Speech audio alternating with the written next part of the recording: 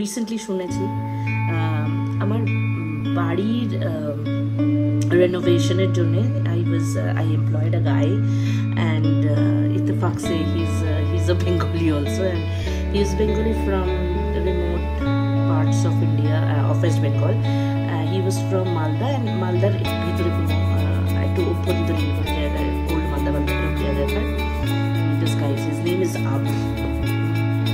So খুব ভালো, হ্যাঁ. তো his team is also good, and খুব efficiently আমার বাড়ির কাজ, মানে not only painting, denting, they also did a lot of good job with carpentry, plumbing, সব রকম কাজ খুব ভালো করেছে. তো আমি বলছিলাম যে wow, you did a good job.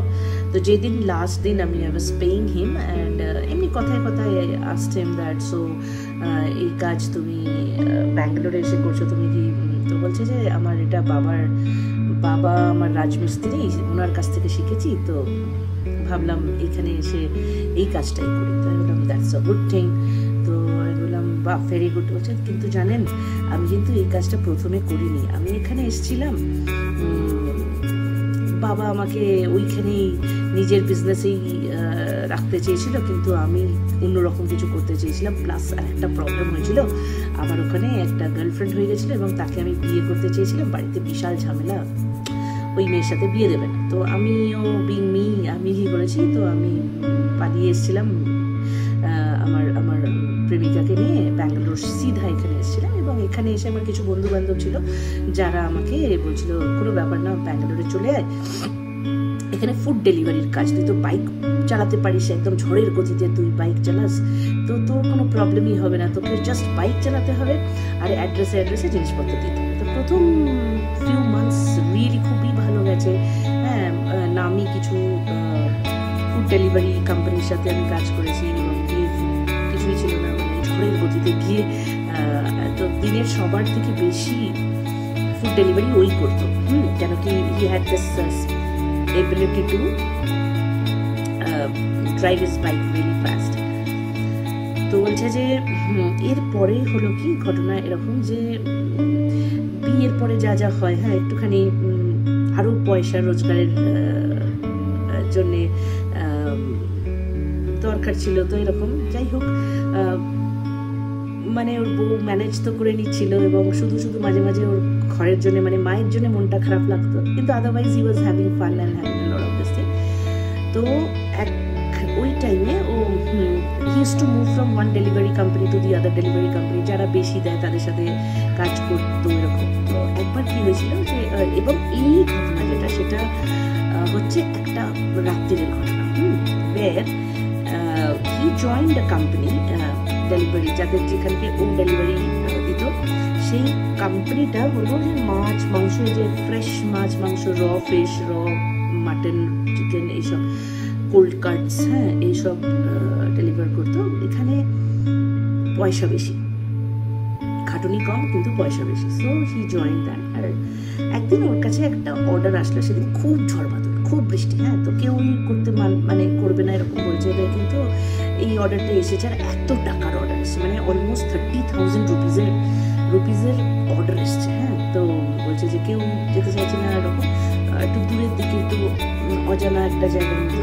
তো আবু বলেছে আমি করবো, আই উইল ডু ইট. তো আবু নিজের বাইক লাগিয়ে নিয়েছে, এবং ওই পুরো 30,000 টাকার উপরের মাল পেছনে, পুরো মানে বাইকের পেছনে he stack all of it, আর বাইক চালিয়ে গেছে. এবং ওই লোকেশন দেখে যাচ্ছে, এবং লোকেশনটা মানে শহরের অনেকটা দূরে, প্রচুরটা দূরে, হ্যাঁ, মানে you can say that's quite far. তো তবুও সাহস করে গেছে, এবং যখন পৌঁছেছে দেখছে একটা লেক মতো রয়েছে, এবং ওই লেকের পাশে একটা বিশাল বড় দুতলা মতো বাড়ি, আর ওখান থেকে মিউজিক বাজছে, ঠিকঠাক টাইপ মিউজিক হচ্ছে. ওকে, তো ও বলছে যে বাহ, বেশ ভালো ব্যাপার, লেট মি গো.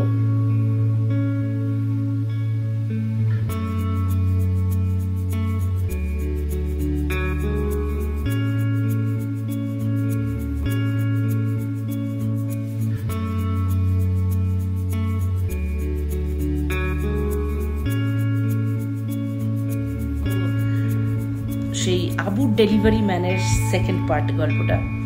তো আবু পৌঁছে গেল লোকেশন দেখে, আগেই বলেছিলাম এরকম একটা বাড়ির সামনে পৌঁছলো যেখানে একটা লেক আছে এবং লেকের পাশে একটা দোতলা বাড়ি, এবং সেই দোতলা বাড়িতে অনেক লোকজন রয়েছে, মিউজিক বাজছে। ও গিয়ে ডোরবেলটা দিয়েছে, আগেই বলেছি ঝড় বৃষ্টির রাত, হ্যাঁ।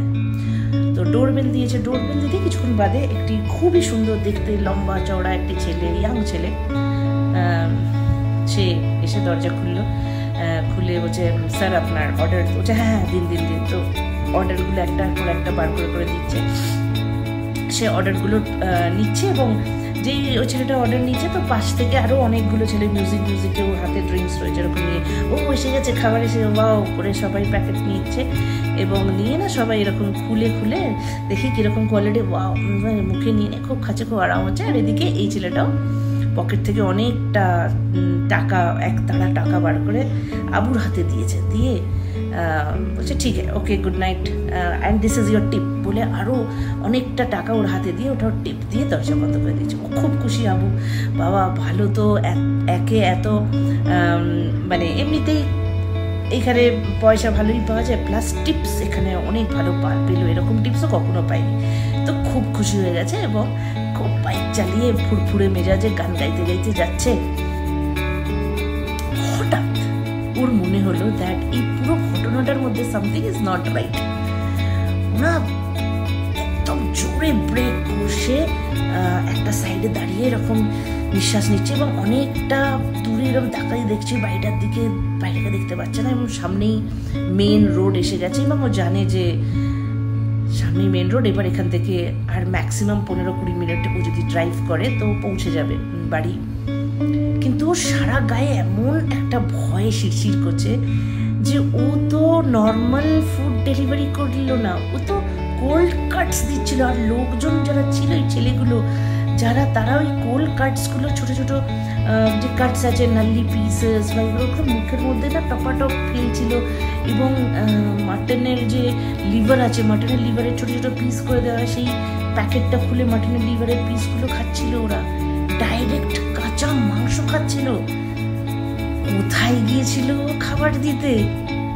তো এই ঘটনার পরে আবু বলেছে আর কোনো এইসব ওর প্রচুর ফিরে গিয়ে ভয়ে বেশ 2-3 দিন ভয় ছিল, এবং জ্বর ছিল, এবং বাড়িতে মাকে ফোন করে ঘটনাটার কথা বলেছিল। আমার মা বলেছিল যে নিশ্চয়ই তোর ওপর কোনো মানে ওরা খারাপ ছিল না, বাট তুই যাদের দেখেছিস ওরা মানুষ না, ওরা জিন, এবং তোর অনেক তোর ওপরে তোর মানে আমাদের ভালোবাসা তোর সাথে আছে, তোর বউয়ের ভালোবাসা আছে তোর সাথে, তাই জন্য তুই বেঁচে গেছিস। আর শোন তুই ফিরে আমাদের কাছে, এবং আমাদের কোনো কিছুর জন্যই আমরা ছেলেকে হারাতে পারবো না। তো ওরা ওকে ডেকে নিয়েছিল, এবং তারপর থেকে ও বলেছিল যে আমি আর অন্য কিছু করবো না, বাবার যে বিজনেস আমি সেটাই করবো।